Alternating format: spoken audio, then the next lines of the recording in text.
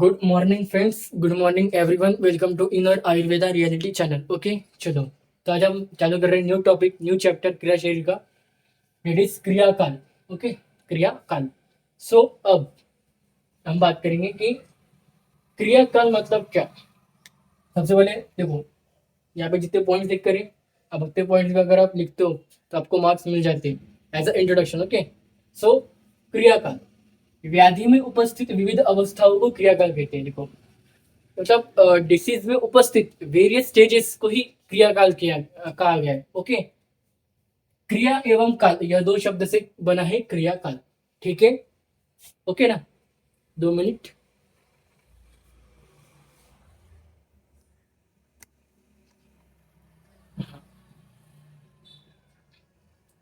Okay, सो क्रिया एवं काल ये दो शब्दों से बना है क्रिया काल। सो रोगस्तु दोष वैषम्यम, ये क्या बोलते हैं कि दोषों को विषमता के कारण शरीर में व्याधि उत्पन्न होती है। देखो, जब दोषों की विषमता होती है तभी तो शरीर में मतलब विषमता होती है, तभी दोषों की उत्पत्ति होती है और व्याधियों की उत्पत्ति होती है। ओके, अगर दोष देखो, हर दोष का अपना अपना एक अलग सा कार्य है। जैसे हम देखा था वात दोष का, पित्त दोष का, कफ दोष का। ठीक है, उन्होंने अपने अपने कार्य अपने अपने स्थान अपने अपने हिसाब से बताए और अपने हिसाब से वो कार्य होता है उनका। ठीक है, अगर उन कार्यों में अगर कोई प्रकोप संचय हो जाता है तो तभी व्याधि की उत्पत्ति होती है। मतलब दोषों की विषमता मतलब कुछ व्याधि की प्रकोप होना, कुछ व्याधियों का संचय होना, कुछ व्याधियों का प्रशमन होना, लेकिन प्रॉपर टाइम में नहीं और टाइम बिना टाइम के अनुसार। ओके, टाइम के बिना मतलब प्रॉपर टाइम में नहीं, कौन से भी टाइम में इनका प्रकोप प्रशमन होना, इसके कारण ही हमारे बॉडी में व्याधि की निर्माण होता है। ओके, चिकित्सा कर्म करते वक्त दोषों की अवस्था रूप भिन्न भिन्न चिकित्सा करनी पड़ती है। दोषों की अवस्थाओं को देखकर ही हमें भिन्न भिन्न चिकित्सा करनी पड़ती है। क्रिया इस शब्द को चिकित्सा की दृष्टि से उपयोग किया गया है। ओके, मतलब क्रिया। ओके, क्रिया इस शब्द को क्रिया काल में क्रिया इस शब्द को चिकित्सा की दृष्टि से उपयोग किया गया है। ओके, बस ये था हमारे सिंपल सा क्रिया काल का एक सिंपल सा इंट्रोडक्शन शॉर्ट में। ओके, ठीक है, कुछ नहीं है। देखो, विविध अवस्थाओं को ही देख के हमें व्याधि व्याधि की उत्पत्ति होती है और विविध अवस्थाओं को ही देख के हमें इस व्याधि की विविध चिकित्सा में देखने को मिलती है। ठीक है, क्रिया को चिकित्सा के शब्द में उपयोग किया गया है। अब क्रियाकाल में षट क्रियाकाल होता है। ओके, मेन टॉपिक हमारा इस चैप्टर का ये है, दैट इज षट क्रियाकाल मीन्स 6 क्रियाकाल। षट क्रियाकाल मतलब 6 क्रियाकाल। आज हम 3 क्रियाकाल पढ़ेंगे और नेक्स्ट लेक्चर में हम 3 क्रिया बचे हुए 3 क्रियाकाल पढ़ेंगे। हमारे 2 लेक्चर में हमारे चैप्टर कंप्लीट हो जाएगा। ओके, तो षट क्रियाकाल दोष प्रकोप का हेतु का सेवन करने से जो दोष का प्रकोप हो रहा है उसके हेतु जो है, जिस हेतु के कारण उस दोष का प्रकोप हो रहा है, उस हेतु को अगर हम सेवन करने से लेकर व्याधि की निर्मित तक, जब तक व्याधि निर्माण नहीं होती है तब तक जो घटनाएं होती है उसे क्या कहते हैं, संप्राप्ति कहते हैं। ओके, और व्याधि की दोषों की इन 6 अवस्थाओं, जब व्याधि के दोष की जो 6 अवस्थाएं ये निर्मित हो गई है, किसकी व्याधि निर्मित तक, जैसे व्याधि निर्मित होती है तो व्याधि में, तो उस व्याधि में हमें कुछ अवस्थाएं दिखती है। जो ऐसे तो 6 अवस्था होते हैं, तो उन 6 अवस्था को ही क्या कहा गया है, षट क्रियाकाल कहा गया है।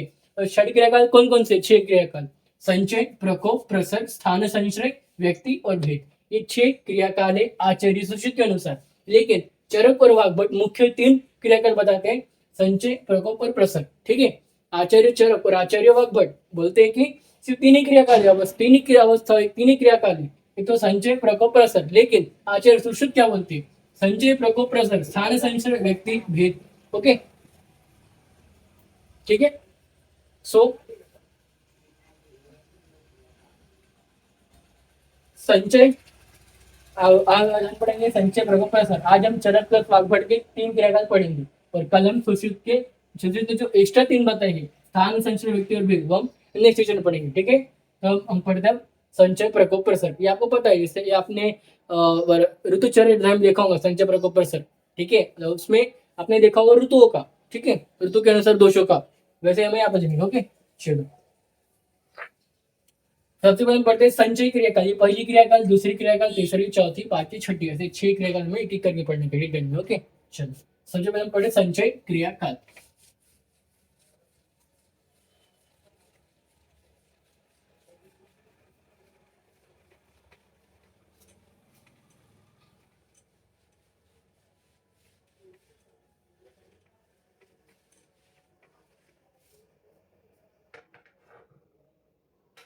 पहली क्रियाकाल पढ़ रहे हैं हम, संचय क्रियाकाल। संचय क्रियाकाल, पहली क्रियाकाल। ओके, ठीक है ना। चलो, तो संचय प्रथम क्रियाकाल, इसको बोलते हैं प्रथम क्रियाकाल, मतलब पहली क्रियाकाल। ठीक है, इसका श्लोक है, संचित नाम इति संहिता रूप, संचित नाम इति संहिता रूप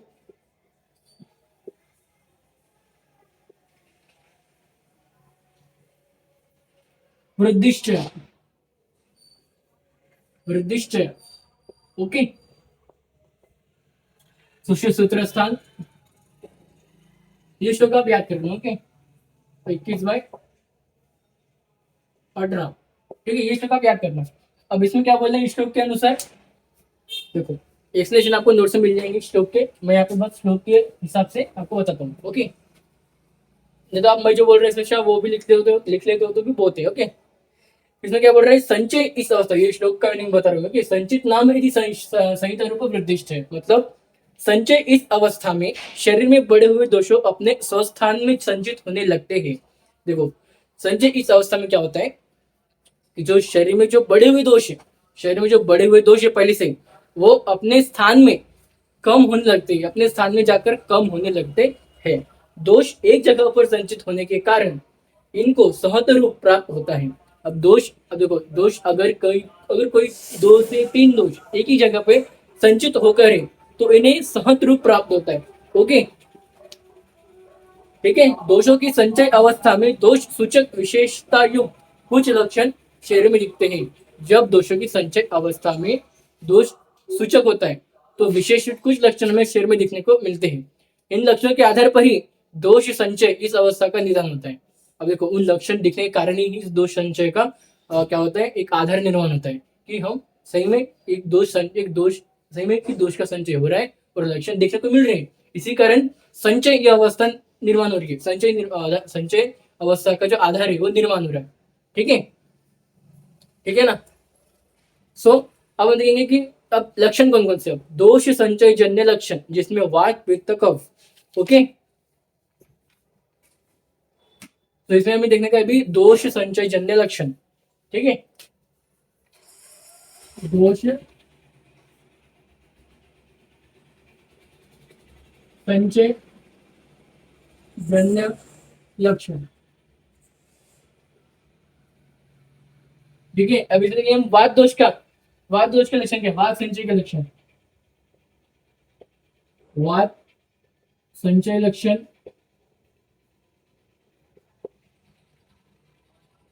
पित्त संचय लक्षण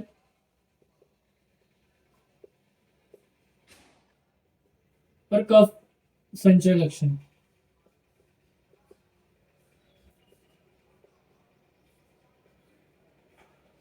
ठीक है,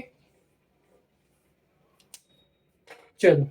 अब वात का जब संचय होगा, देखो इसमें तो श्लोक देकर, लेकिन श्लोक आप नहीं भी करो चलेगा। ठीक है, ठीक है, तबाही करने का तभी जरूरी नहीं है। ओके, तो देखो एक श्लोक आपको याद करने का, संचित नाम यदि संहिता रूप वृद्धिश्चय। ठीक है, इसका एक्सप्लेनेशन मैंने बता दिया, नोट्स में आपको दे देंगे। अगर आपने लिख लिया तो और अच्छी बात है, लेकिन नोट्स अगर आपने लिख लिया है मेरे बताए हुए एक्सप्लेनेशन तो अच्छी बात है, नहीं भी लिखाऊंगा तो नोट्स में आपको मिल जाएगा। ओके, और वाद संचय लक्षण क्या बोलता है, अब देखो दोष संचय जन्य लक्षण। देखो संचय का डेफिनेशन हमने देखा, संचय के डेफिनेशन के ही आधार पर संचय यह क्रियाकाल के निर्माण हुआ है।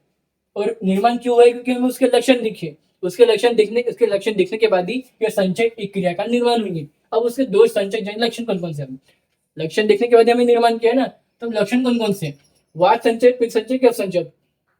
ओके, तो वाद का संचय होने के कौन कौन लक्षण है, देखो स्तब्धपूर्ण, पहला लक्षण लिखने को मिलता है स्तब्धपूर्ण, वाद संचय में स्तब्धपूर्ण। दूसरा लक्षण हमने कहा है भारीपन, दूसरा लक्षण वाद संचय में भारीपन। तीसरा लक्षण फूलना, कोष्ठ प्रदेश फूलना, ये 3 लक्षण में वात संचय वात संचय, जब वात का संचय होता है तो हमें 3 लक्षण देखने को मिलते हैं शरीर में, स्तब्धपूर्ण, भारीपन और फूलना। फिर पित्त संचय का लक्षण क्या बोलेगा? पित्त संचय के बाद त्वचा पीलापन, नेत्र, मुख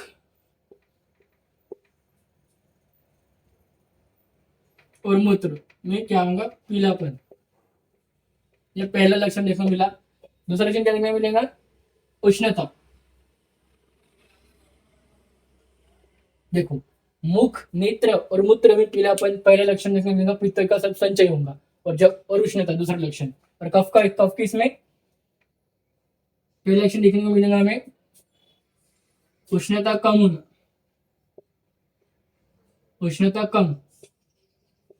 दूसरा लक्षण देखने को मिलेगा हमें आलस। तो तीसरा देखने को मिलेगा गुरुता। ठीक है, ये 3 लक्षण कफ संचय लक्षण में। कफ का संचय तब हमें 3 लक्षण देखने मिलेंगे शरीर में, उष्णता का कम होना, आलस और गुरुता। ठीक है, सो ये था हमारा पहला क्रियाकाल, दैट इज संचय, प्रथम क्रियाकाल। ठीक है, और उसके लक्षण। ठीक है,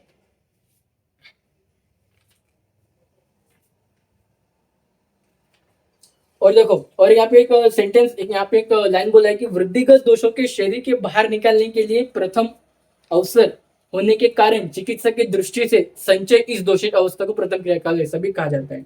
अब इसे प्रथम क्रियाकाल क्यों कहा जाता है? बताया गया कि जब दोषों की वृद्धि हो जाती है, जिन दोषों की, उन दोषों को शरीर से बाहर निकालने के लिए जो प्रथम अवसर या प्रथम ट्रीटमेंट बोल सकते हैं, या पहला ट्रीटमेंट जो करते हैं, वो इस संचय क्रियाकाल के थ्रू करते हैं, या संचय क्रियाकाल की ही चिकित्सा करते हैं। ठीक है, अब हम देखेंगे दूसरी क्रियाकाल, दैट इज प्रकोप, द्वितीय क्रियाकाल। ठीक है, हमने लिखना है संचय, पहली क्रियाकाल। ओके, इसके लक्षण भी लिखना हमने, लक्षण के कारण संचय क्रियाकाल का निर्माण हुआ है। और कौन सा लक्षण है? वात संचय के, पित्त संचय के, कफ संचय के। ओके, अब हम देखेंगे नेक्स्ट क्रियाकाल, दैट इज प्रकोप, द्वितीय क्रियाकाल। चलो,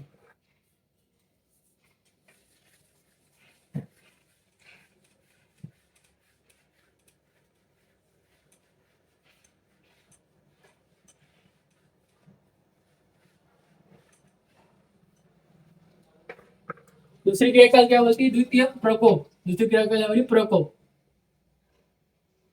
ओके, द्वितीय क्रियाकाल।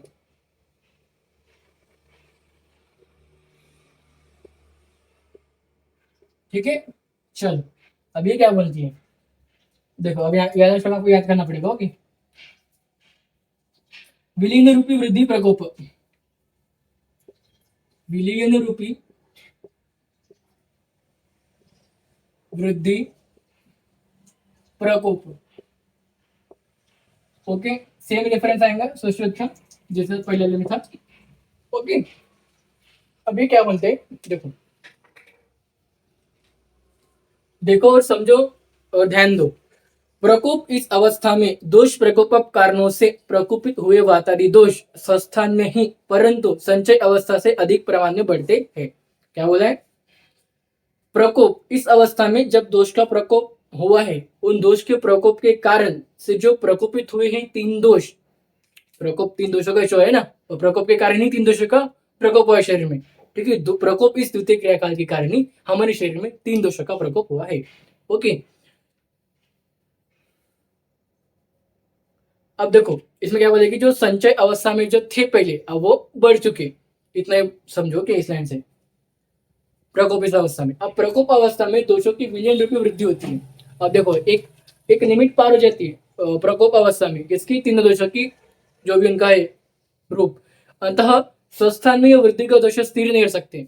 तो स्वस्थ के लिए जो हमारे शरीर को एक स्वस्थ चाहिए, स्वस्थ दोष चाहिए, तब स्वस्थान दोष चाहिए, तब एक प्रॉपर जगह पे दोष चाहिए, वो नहीं रह सकते। तो मतलब वो एक जगह पे नहीं रह सकते क्योंकि प्रकोप हो चुका है।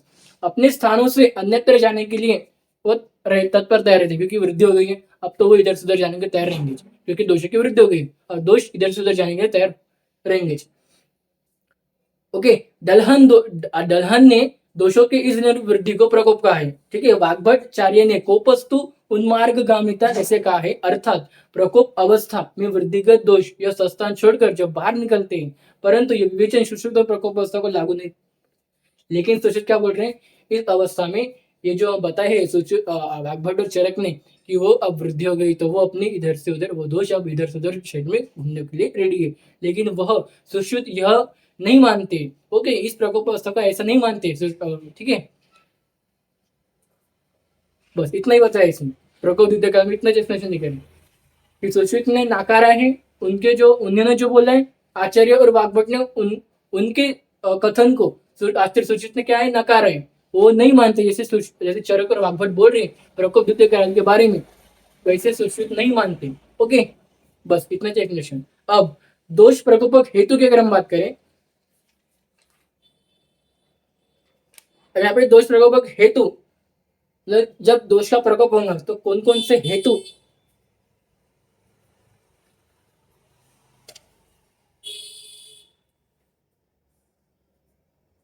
क्या क्या कौन कौन से हमें हेतु अपनाना चाहिए। ओके, जब प्रकोप होता है और जब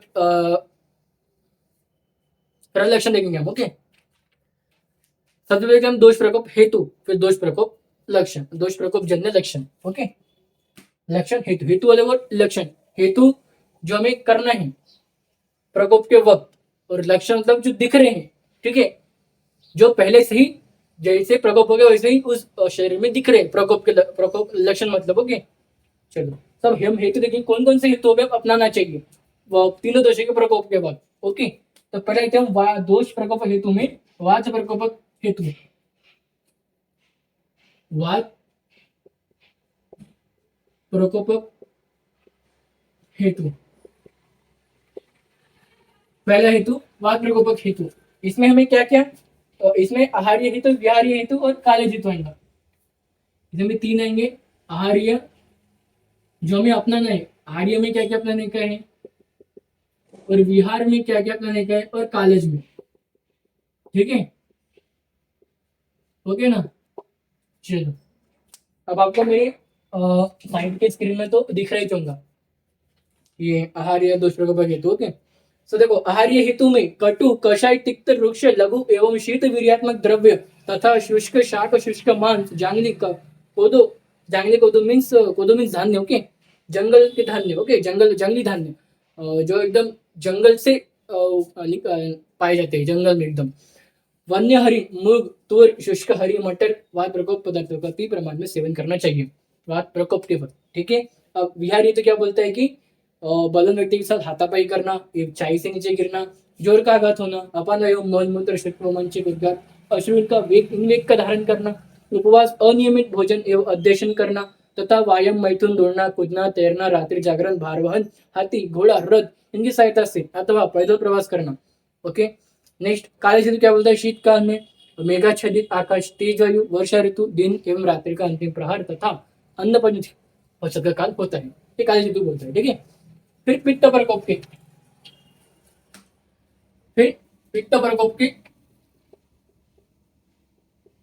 पित्त प्रकोप हेतु, इसमें भी सेम आहार्य,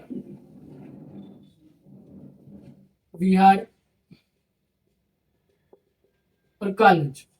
ओके, और सेम कफ के लिए, कफ प्रकोप हेतु, इसमें भी सेम आहार्य हेतु कौन कौन से हमने पढ़ना अपनाने का है, विहार कौन सा करना है, और कालेज हेतु क्या है, काल कौन सा है। ठीक है, उस हेतु के लिए। ओके, तो देखो आपको मेरे साइड के तो दिख रहे होंगे। सो देखो पित्त प्रकोप के आहार हेतु क्या है, सेम वही जिसके जो लक्षण हम देखा है वही है सेम। ठीक है, लवण, देशने, उष्ण, लघु एवं विधायी पदार्थ तथा तिल का तेल, तिल की खली, कुल्थी, सरसों का अलसी, हीरा, हरी शतक, गोदा, मछली, भेड़ का मांस, दही, तकर, कड़ी, दही का पानी वगैरह वगैरह। विहार हेतु क्रोध, शोक, भय, श्रम, आतप, सेवन, उपवास, मैथुन एवं भ्रमण आदि पित्तकारक विहारों का अधिक सेवन करना। काली ऋतु ग्रीष्म, शरद ऋतु, दिन एवं रात्रि का मध्यकाल, अन्नपंच का मध्यकाल होता है। ठीक है, कफ प्रकोप हेतु में सेम देखो आहार्य हेतु में मधुर अम्ल लवण शीतल स्निग्ध पिष्टले अभिषेधी पदार्थ शाली चावल जौ नौशद उड़द महामाश गेहूं पिष्ट पदार्थ तिल दही दूध खिचड़ी खीर गन्ने का रस से बने शक्कर अनुप जलीय प्राणियों का मांस वसा कमल नांग कशेरु पदार्थों का अधिक मात्रा में सेवन करें। यार ये तुम्हें दिन में सोना व्यायाम नहीं करना आलस्य भोजन के बाद तुरंत सोना तथा अध्यशन आदि कफकारक विहारों का अधिक सेवन करना। काली मतलब शीतकाल वसंत ऋतु दिन और रात्रि का प्रथम प्रहर तथा भोजन के पश्चात का काल। ठीक है ठीक है। अब देखेंगे हम दोष प्रकोप जन्य लक्षण। हम देखेंगे दोष प्रकोप के जन्य लक्षण कि जब दोष का प्रकोप हो गए थे शरीर में तो कौन से लक्षण दिख रहे थे जिसके कारण हमने प्रकोप द्वितीय क्रियाकाल का निर्माण किया था। ठीक है, उस लक्षण के आधार पर ही द्वितीय प्रकोप क्रिया का निर्माण हुआ था। तो कौन से लक्षण थे? वात पित्त कफ में जो हमें देखने को मिले थे। वात पित्त कफ वाले व्यक्ति होंगे।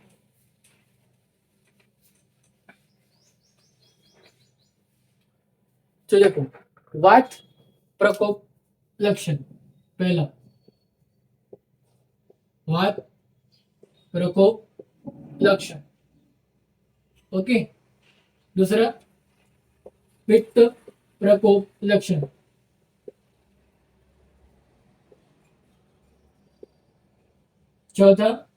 तीसरा कफ प्रकोप लक्षण। ओके, तो देखो वात प्रकोप में हमें देखने को मिलेगा उदर शूल और गुड़गुड़ाहट। उदर शूल और गुड़गुड़ाहट। ठीक है। पित्त प्रकोप में कहने मिलेगा हमें अम्ल उद्गार।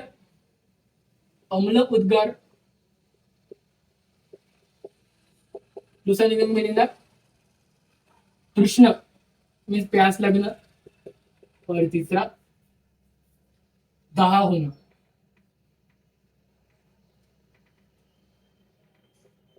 तीसरा दाह। और कफ में पहला देखने को मिलेगा द्वेष होना, द्वेष, और दूसरा जी मचलना। ठीक है।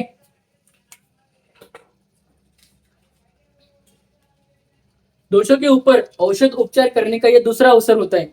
इसको बोलते दूसरा अवसर, इसी कारण ही द्वितीय क्रियाकाल इसे बोला गया है। अगर पहला अवसर संचय की चिकित्सा, संचय का अवसर हमने किया है फिर भी नहीं हो रहा है तो द्वितीय अवसर रहता है प्रकोप क्रियाकाल। ठीक है। अब देखेंगे तीसरी प्रसर, तृतीय क्रियाकाल। चलो तीसरी प्रसर क्रियाकाल। ओके,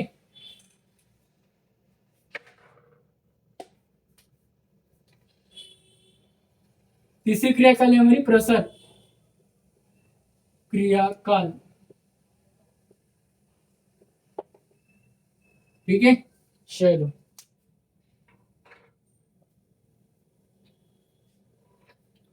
प्रसर क्रियाकाल। अब प्रसर क्रियाकाल का श्लोक क्या बोलता है देखो।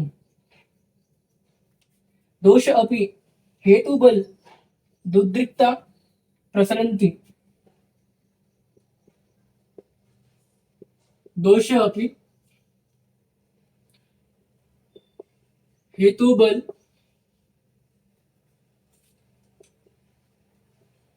दुक्तिकता प्रसरन्ति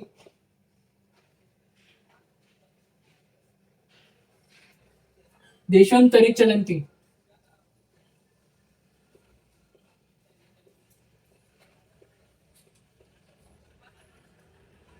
ठीक है, ये भी सेम लिखने का रेफरेंस।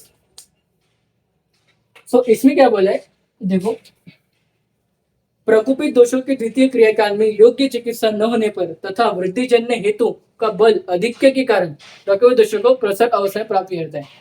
अब दोष के साथ में क्या होता है? दोष का संचय हुआ था, फिर दोष का प्रकोप हो गया था। अब दोष का जो प्रकोप हो चुके उनको प्रसर अवस्था में लाने के लिए जो तीसरा चिकित्सा होती है वो होती है, तीसरी क्रियाकाल होती है वो होती है प्रसर क्रियाकाल। ठीक है। जिस प्रकार सुरा बीज, पिष्ट एवं पानी एक साथ मिलाकर रखने से संधानित होकर झाग के साथ बर्तन से बाहर निकलने लगते हैं, उसी प्रकार शरीर में प्रबल हेतुओं के कारण प्रकृति दोष अपने स्थान से बाहर निकलने लगते हैं, संपूर्ण शरीर में फैलने लगते हैं। मैंने आपको बताया था प्रकोप काल में कि जरक और आगवट क्या बोलते हैं कि जब दोषों की वृद्धि होती है, प्रकोप होता है, तो वो पूरे शरीर में फैलने की कोशिश करते हैं, मतलब इधर से उधर जाने के लिए कोशिश मतलब तैयार रहते हैं। ठीक है, सेम इसमें बोला है। तो उसी को ही संपूर्ण शरीर में प्रसारित नहीं होने देने का हमें, उसके लिए हमें उस दोषों को प्रसार करने के लिए ये तीसरी क्रियाकाल प्रसार तृतीय क्रियाकाल बताया गया है। ठीक है, अब हम देखेंगे दोष प्रसर्जन्य लक्षण।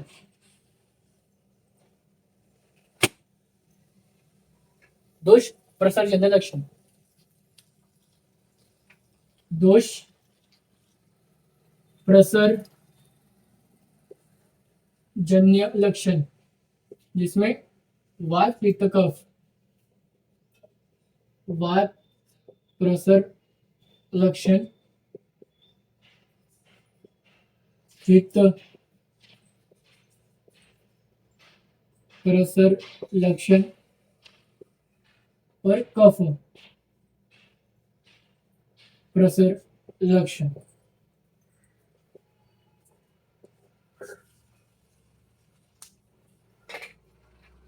सो वात प्रसर लक्षण क्या बोलता है? बीमार विगमन। पहला लक्षण देखने को मिलता है बीमार विगमन उस व्यक्ति में जब प्रसर होता है।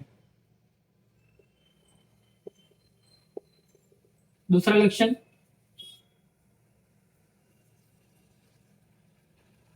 आटोप, उदर प्रदेश में आटोप।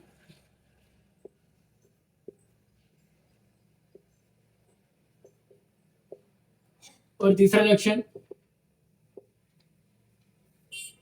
बस दो लक्षण देखने को मिलते हैं वात में तो। और पित्त में खींचने की वेदना,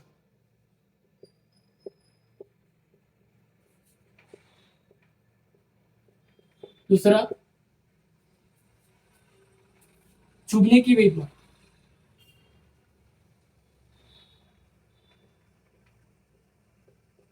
और तीसरा पूजा कर रही हूँ, दाह। पूजा पूजा कर रही हूँ। फिर कफ के जो प्रसर होते हैं उसमें क्या देखने को मिलता है? अरुचि, अपचन,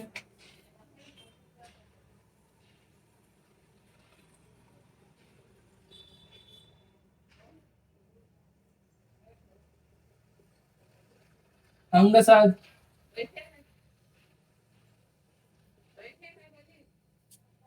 छर्दी। छर्दी, ठीक है।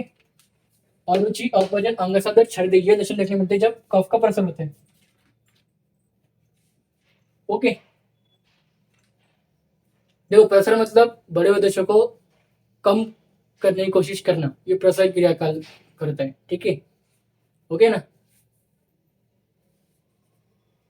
और पूरी तरह से कब संचय होते हैं? वो स्थानीय संचय क्रियाकाल में देखने को मिलेगा। संचय होता है एकदम पूरी तरीके से अपनी अवस्था में, अपनी ओरिजिनल प्लेस में आ जाना, वो स्थानीय संचय में देखने को मिलेगी। ठीक है, तो ये थी हमारी आज की तीन क्रियाकाल, प्रथम, द्वितीय, तृतीय। ठीक है, संचय, प्रकोप, प्रसर, आज हमने तीन क्रियाकाल देखा है। नेक्स्ट लेक्चर में हम तीन क्रियाकाल कवर करेंगे, साथ में क्रियाकाल का महत्व देखेंगे। ठीक है, फिर नेक्स्ट लेक्चर हमारा ये चैप्टर कम जाएगा। ओके, चलो, तो मैं आज लेक्चर यहीं पे एंड करता हूँ। ठीक है, लेक्चर को एंड करने से पहले बताएं दो तीन चीजें।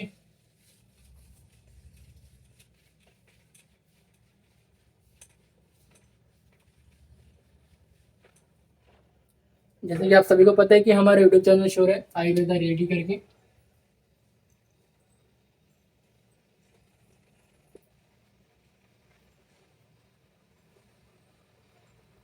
दूसरा हमारा शो है व्हाट्सएप इंस्टा का ऑफिशियल पेज, वो भी आयुर्वेदा रियलिटी करके। ठीक है, तो तीसरा हमारा शो है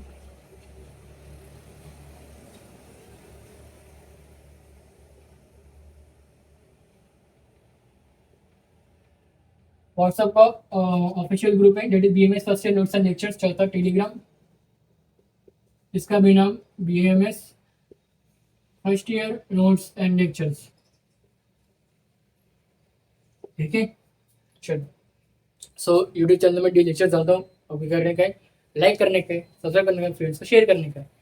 और इंस्टा में लेक्चर्स के अपडेट्स आते हैं, व्हाट्सएप टेलीग्राम में daily video link of lectures अब नोट्स आते रहते हैं। और साथ में मैं आपको हैप्पी लैंग्वेज में आपको जो लैंग्वेज चाहिए 100 नोट्स वही प्रोवाइड करता हूँ व्हाट्सअप के थ्रू और टेलीग्राम के थ्रू, ठीक है। और बाकी तो आप पता है कि व्हाट्सअप में आपके डाउट को भी डिस्कस करता हूँ तभी की तभी। ओके, तो थैंक यू।